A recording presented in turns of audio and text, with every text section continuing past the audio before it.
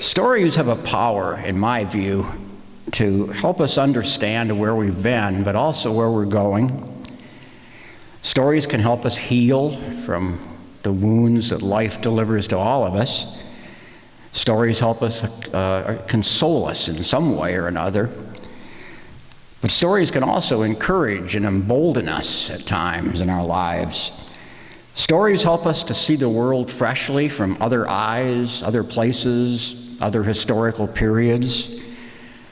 They help us hear freshly, but more than anything, a good story, if well told, will make us feel something that maybe we haven't felt before in exactly the same way. Stories give us access to other people's lives and thereby give us access to our own lives. In the end, for me, stories help us feel a little less alone in this sometimes depressing and terrifying universe we all live in. Stories offer us late-night company, escorting us through the bleak hours of our lives, when we can't remember how we got from where we were to where we are. Stories bind us partly to the past, but also to what's coming, the future. And stories remind us that we're all part of something universal and mysterious. That journey down the birth canal and out into the light, and then toward the grave. This is why I keep telling war stories. He was a short, slender young man of about 20. I was afraid of him, afraid of something. And as he passed me on the trail, I threw a grenade that landed at his feet and killed him. Or to go back.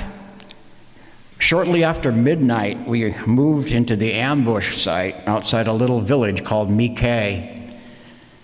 The whole platoon was there, maybe 30 of us, spread out in the dense brush along the trail.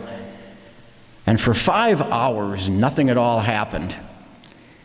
We were working in two-man teams, one man on guard while the other slept, switching off every 2 hours. And I remember it was still dark when my friend Kiowa shook me awake for the final watch. The night was foggy and hot. For the first few moments, I felt lost, not sure about directions, groping for my helmet and my weapon. I reached out and found 3 grenades and lined them up in front of me. The pins had already been straightened for quick throwing. And then, for maybe half an hour, I kneeled there in the dark and just waited. Very gradually, in tiny slivers, dawn began to break through the fog. And from my position in the brush, I could see 10 or 15 meters up the trail. The mosquitoes were fierce. I remember slapping at them, wondering if I should wake up Kiowa and ask for some repellent, and then thinking that was a bad idea, and then looking up and seeing the young man come out of the morning fog. He wore black clothing and rubber sandals and a gray ammunition belt. His shoulders were slightly stooped, his head cocked to the side as if listening for something. He seemed at ease. He carried his weapon in one hand, muzzle down, moving without any hurry up the center of the trail. There was no sound at all, none that I can remember.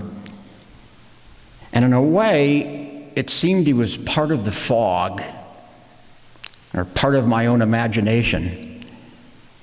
But there was also the reality of what was happening in my stomach. I had already pulled the pin on a grenade. I had come up to a crouch. It was entirely automatic. I did not hate the young man. I did not see him as the enemy. I did not ponder issues of morality or duty or patriotism. I just crouched and kept my head down. I tried to swallow whatever was rising from my stomach, which tasted like lemonade, something fruity and sour. I was terrified. There were no thoughts about killing. The grenade was to make him go away, just evaporate. And I leaned back and felt my head go empty for just a second, and then felt it fill up again. I had already thrown the grenade before telling myself to throw it. It was gone.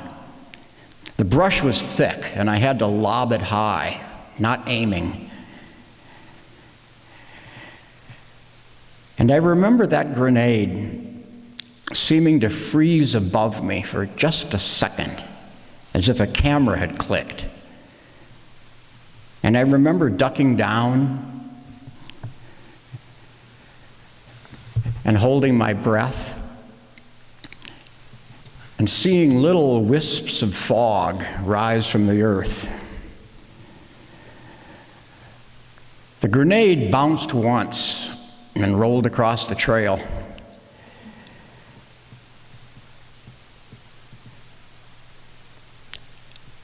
I did not hear it, but there must have been a sound, because the young man dropped his weapon and began to run. Just 2 or 3 quick steps. Then he stopped, turned to his right, looked down at the grenade, and tried to cover his head, but never did. It occurred to me then that he was about to die. I wanted to warn him. The grenade made a popping noise, not soft, but not loud either, not what you'd expect. And there was a puff of dust and smoke, a small white puff. And the young man seemed to jerk upward, as if pulled by invisible wires. He fell on his back. His rubber sandals had been blown off. He lay at the center of the trail, his right leg bent beneath him, his one eye shut, his other eye a huge star-shaped hole.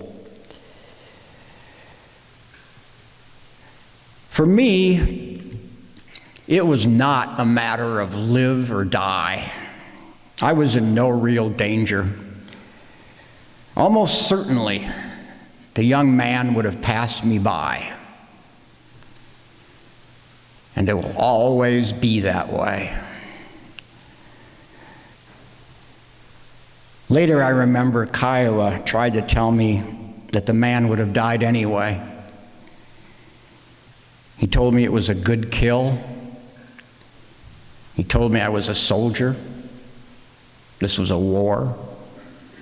That I should shape up and stop staring and ask myself what the dead man would have done if things were reversed. But you see, none of that mattered. The words were way too complicated. All I could do was gape at the fact of the young man's body.